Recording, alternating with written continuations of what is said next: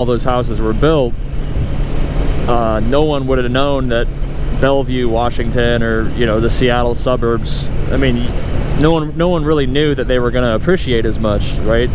But there's 30 years ago or 20 years ago, there's a lot of companies that started coming here, and so more people started to come here, and a lot of people lived in Seattle. But once the city gets overcrowded, then people start looking to live in the suburbs, so they start commuting 10 to 30 to 45 minutes each way. So that's why suburbs of Seattle have done well. It'll just be interesting to see what happens now, because it's just looking like people don't necessarily have to physically be in an office anymore, or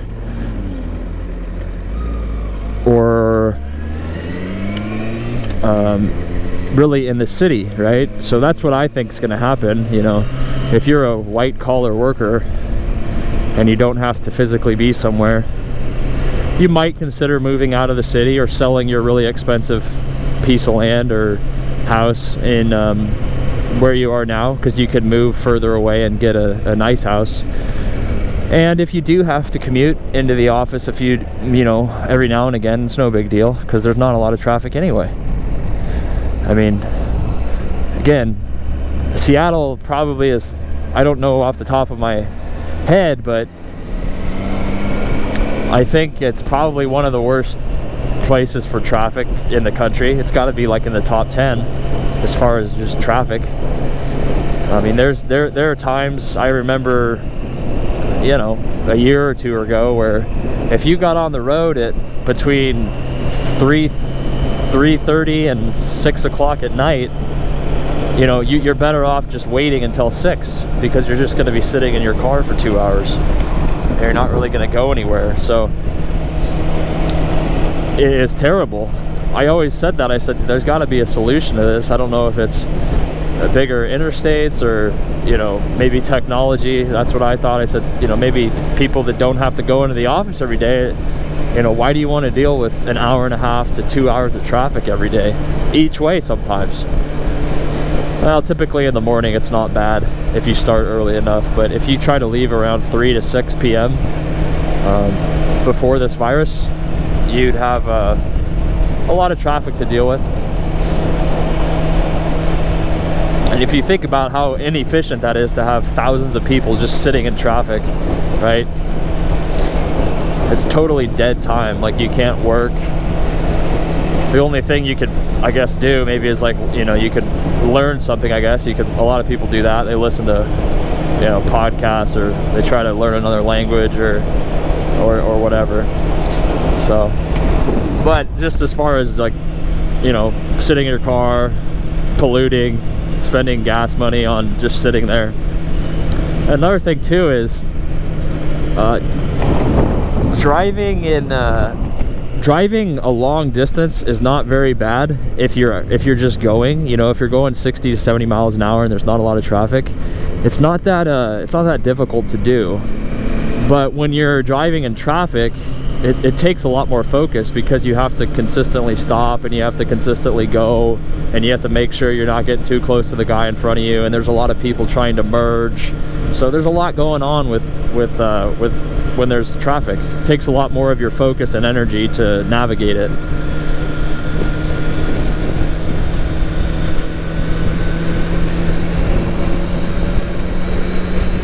I know I'm in Renton right now, and I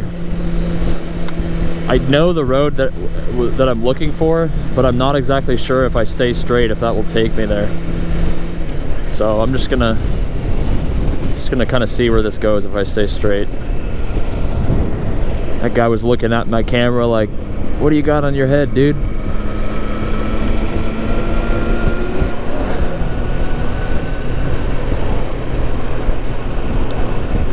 I guess I'm just very surprised at what stuff is worth, considering what it is. If you look at just kind of even down here in Renton, like, I mean, this looks like an okay place to live. It doesn't look bad at all. But Renton is seen as much more of a, I mean, I wouldn't want to live here. I went, this is a story, we were looking, my brother and I were looking for a place to rent, and I was working in Bellevue at the time, so that's where we live now, and he was working in Tukwila, which is very close to Renton. It's a little bit further south of where I am now. Of course, it doesn't matter now because no one has to go into an office anyway, so whatever. But I was looking at places, and I looked at a few places in Bellevue and a few places in Renton, and I think even maybe one in, like, I think he looked at one in like Kent, which is even further south. And Kent is, you know, it's just the type of area where you go and you see just a bunch of, you know, modded cars and, you know, people playing loud music and people. If you know what I'm talking about, you know what I'm talking about. It doesn't, I don't mean it's a bad place to live. It's just, when I live in Bellevue, I don't ever see that. You just don't ever see it. You don't see a bunch of sketchy people walking around. Well, what's a sketchy person? Well, again, that's up to interpretation, but, you know, someone that's just kind of looking at you awkwardly, that's driving around in a, like I said, like a car that kind of looks fucked up, and they're blaring their loud music, and they're just asking to get pulled over by the police. And you know, you're a little worried to leave anything unlocked or anything, because you're like, geez, I don't think people would really think twice about stealing my stuff. That's what I'm talking about. So take that for what it's worth, I guess. So there's that. But anyway, I went to look at a place in Renton, Washington, which it looked pretty good on the ad. There was an ad on, I think it was either Craigslist or Zillow or one of them, and so I made an appointment with it was just a real estate agent. Here you go, here's a perfect example. You know, this looks like a training car. This is a Monte Carlo here. Or is it an Eldorado? No, it's a Cadillac, I'm sorry. That really looks like a Monte Carlo. But it's sitting up on rims, and it's just the type of car that you would see, and I wouldn't be surprised if the guy rolled down the window and you know, stuck me with a 9mm, right? I'm just kidding, but no, it's, you just don't see that type of stuff where I live. You just don't see it.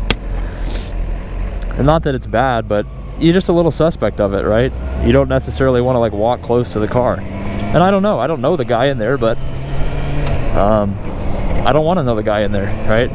My brother had a car like that, and I wouldn't blame people for thinking the same thing. He's the most normal guy, but he likes cars, and he had a really nice, not really nice, but it was just very cool looking, this blacked out Monte Carlo. It was a huge car, 1974 Monte. And everyone looked at it because it was massive, it was black, you know, it just was a very unique car. But it kind of gave the look of like a drug dealer or someone that wasn't up to any good. And so you wouldn't really want to walk close to that car. But back to my story, again, I went down and I looked at this place. It was $1,500 a month, and it looked like it was an actual house. And I was like, oh wow, okay. You know, $1,500 a month, that sounds okay. It's in Renton, it's right off the off-ramp there, so it's not, it was right by the city hall. And I wasn't familiar with Renton, but I just needed a place to live, so of course I knew where Renton was, but it's not like I had spent a bunch of time down there. But look at this stuff, I mean, this is nice. Some of these houses are pretty nice down here. I don't know exactly where I'm going. This is not the right way, but we'll figure it out. These are nice. I mean, these are newer construction, you know, cookie cutter homes. Anyways, the home that I was looking at, the main part of it looked totally fine. It was like 2 stories, and I think it maybe had 1.5 bathrooms. But there was a separate a separate living